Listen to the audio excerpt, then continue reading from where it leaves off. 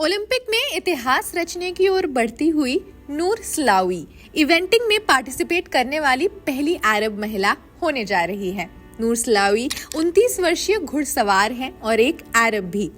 वे eventing में भाग लेने वाली पहली मोरक्कन महिला घुड़सवार बनकर एक ऐतिहासिक उपलब्धि हासिल कर चुकी हैं। इवेंटिंग एक खेल है जिसमें घोड़ा और सवार के अलावा क्रॉस कंट्री फिर शो जंपिंग में एक दूसरे के खिलाफ प्रतिस्पर्धा करना होता है। 786 BCE यानी आज से करीब 2800 साल पहले ऑफिशियली जब ओलंपिक्स की शुरुआत हुई तो ये खेल एकमात्र दिन के लिए होता था। इन्हें नॉर्थ ईस्ट पेल्पिनिस के जंगलों में स्थित ओलंपिया सेंचुरी में आयोजित किया जाता था। एक दिन के इस इवेंट में पैदल दौड़ का आयोजन भी किया जाता था। नवंबर 1892 की शाम पेरिस के एक हॉल में एक युवक सैकड़ों लोगों के सामने प्रस्ताव रखते हुए कहता है, हमें अपने नाविकों, धावकों, तलवारबाजों समेत अन्य खिलाड़ियों को सपोर्ट करना चाहिए। ये विश्व शांति का नया कारण बनेगा। मैं आप सभी के सहयोग की उम्मीद करता हूं, जिससे हम ओलंपिक को फिर से जिंदा कर सकते हैं। पहला प्रस्ताव पास होने के करीब 1.5 साल बाद 16 जून 1894 को फ्रांस के सोरबोन के ग्रैंड हॉल में ओलंपिक कांग्रेस की एक बैठक शुरू होती है।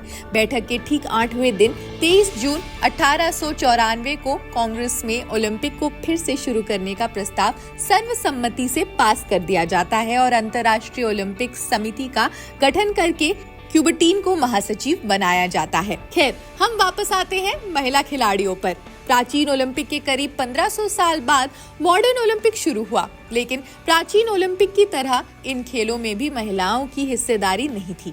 प्राचीन ओलंपिक बिना कपड़ों के खेले जाते थे। खेलना तो दूर, विवाहित महिलाओं को इसे देखने की अनुमति नहीं थी। ग्रीक ज्योग्राफर और ट्रैवल राइटर पॉसनीस के मुताबिक एलिस ने आदेश दिया कि अगर कोई विवाहित महिला ओलंपिक खेलों में मौजूद पाई जाती है तो उसे माउंट टाइपियम से नीचे फेंक दिया जाए। हालांकि महिलाएं चैरियट रेस में अपने घोड़े उतार सकती थीं। अब ग्रीक मान्यताओं के मुताबिक पॉसनीस हेरा के मंदिर और ओलंपिक से जुड़े अपने रिसर्च में एंशिएंट एरा में फीमेल एथलीट्स के लिए होने वाले एक इवेंट की भी बात करते हैं, जिसमें फीमेल एथलीट्स पैदल दौड़ जैसे इवेंट में हिस्सा ले सकती थीं। पॉसनीस जैसे ही कई इतिहासकार इन खेलों की शुरुआत ओलंपिक्स की तरह ही 776 BC के आसपास का बताते हैं। इसकी शुरुआत को लेकर भी कई थ्योरीज हैं।